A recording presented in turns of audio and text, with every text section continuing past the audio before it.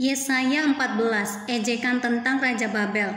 Sebab Tuhan akan menyayangi Yakub dan akan memilih Israel sekali lagi dan akan membiarkan mereka tinggal di tanah mereka, maka orang asing akan menggabungkan diri kepada mereka dan akan berpadu dengan kaum keturunan Yakub. Bangsa-bangsa lain akan mengantar Israel pulang ke tempatnya. Lalu kaum Israel akan memiliki bangsa-bangsa itu di tanah Tuhan sebagai hamba-hamba lelaki dan hamba-hamba perempuan.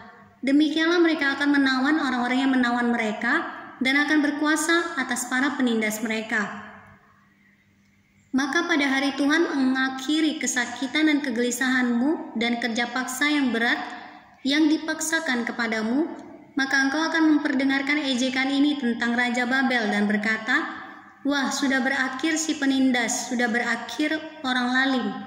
Tuhan telah mematahkan tongkat orang-orang fasik, gada orang-orang yang memerintah, yang memukul bangsa-bangsa dengan gemas, dengan pukulan yang tidak putus-putusnya, yang menginjak-injak bangsa-bangsa dalam murka dengan tiada henti-hentinya. Segera bumi sudah aman dan tentram, orang bergembira dengan sorak-sorai. Juga pohon-pohon sanobar dan pohon-pohon aras di Libanon bersukacita karena kejatuhanmu, katanya, dari sejak engkau rebah terbaring tidak ada lagi orang yang naik untuk menebang kami. Dunia orang mati yang di bawah gemetar untuk menyongsong kedatanganmu. Dijagakannya arwah-arwah bagimu, yaitu semua bekas pemimpin di bumi. Semua bekas raja bangsa-bangsa dibangunkannya dari tahta mereka. Sekaliannya mereka mulai berbicara dan berkata kepadamu, engkau juga telah menjadi lemah seperti kami, sudah menjadi sama seperti kami. Ke dunia orang mati sudah diturunkan kemegahanmu, dan bunyi gambus-gambusmu, ulat-ulat dibentangkan sebagai lapik tidurmu, dan cacing-cacing sebagai selimutmu. Wah, engkau sudah jatuh dari langit, hai bintang timur, putra fajar, engkau sudah dipecahkan dan jatuh ke bumi, hai yang mengalahkan bangsa-bangsa.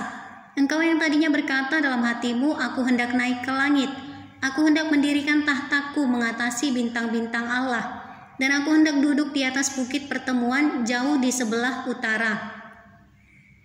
Aku hendak naik mengatasi ketinggian awan-awan, hendak menyamai yang maha tinggi. Sebaliknya, ke dalam dunia orang mati engkau diturunkan, ke tempat yang paling dalam di liang kubur. Orang-orang yang melihat engkau akan memperhatikan dan mengamat-amati engkau, katanya, inikah dia yang telah membuat bumi gemetar dan yang telah membuat kerajaan-kerajaan bergoncang, yang telah membuat dunia seperti padang gurun dan menghancurkan kota-kotanya, yang tidak melepaskan orang-orangnya yang terkurung pulang ke rumah. Semua bekas raja bangsa-bangsa berbaring dalam kemuliaan, masing-masing dalam rumah kuburnya. Tetapi engkau ini telah terlempar jauh dari kuburmu seperti taruk yang jijik, ditutupi dengan mayat orang-orang yang tertikam oleh pedang, dan jatuh tercampak ke batu-batu liang kubur seperti bangkai yang terinjak-injak. Engkau tidak akan bersama-sama dengan raja-raja itu di dalam kubur, sebab engkau telah merusak negerimu dan membunuh rakyatmu. Anak cucu orang yang berbuat jahat tidak akan disebut-sebut untuk selama-lamanya. Dirikanlah bagi anak-anaknya tempat pembantaian oleh karena kesalahan nenek moyang mereka, supaya mereka jangan bangun dan menduduki bumi dan memenuhi dunia dengan kota-kota. Aku akan bangkit melawan mereka, demikianlah firman Tuhan semesta alam. Aku akan melenyapkan nama Babel dan sisanya, anak cucu dan anak cicitnya. Demikianlah firman Tuhan. Aku akan membuat Babel menjadi milik landak dan menjadi air rawa-rawa, dan kota itu akan kusapu bersih dan kupunahkan. Demikianlah firman Tuhan semesta alam. Ucapan ilahi terhadap Asyur. Tuhan semesta alam telah bersumpah firman-Nya, sesungguhnya seperti yang kumaksud, demikianlah akan terjadi, dan seperti yang kurancang, demikianlah akan terlaksana. Aku akan membinasakan orang Asyur dalam negeriku dan menginjak-injak mereka di atas gunungku. Kuk yang diletakkan mereka atas umatku akan terbuang, dan demikian juga beban yang ditimpakan mereka atas bahunya. Itulah rancangan yang telah dibuat mengenai seluruh bumi, dan itulah tangan yang teracung terhadap segala bangsa. Tuhan semesta alam telah merancang, siapakah yang dapat menggagalkannya? Tangannya telah teracung, siapakah yang dapat membuatnya ditarik kembali? Ucapan ilahi terhadap Filistea. Dalam tahun matinya Raja Ahaz datanglah ucapan ilahi ini. Janganlah bersukaria hai segenap Filistea, Karena walaupun gada orang yang memukul engkau sudah patah, tetapi dari keturunan ular itu akan keluar ular beludak, dan anaknya akan menjadi ular naga terbang.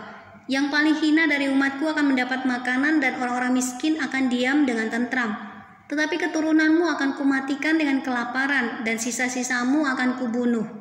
Merataplah hai pintu gerbang, berteriaklah hai kota, gemetarlah hai segenap Filistea, sebab di sebelah utara sudah mengepul asap perang, dan barisan musuh maju tanpa ada yang mundur.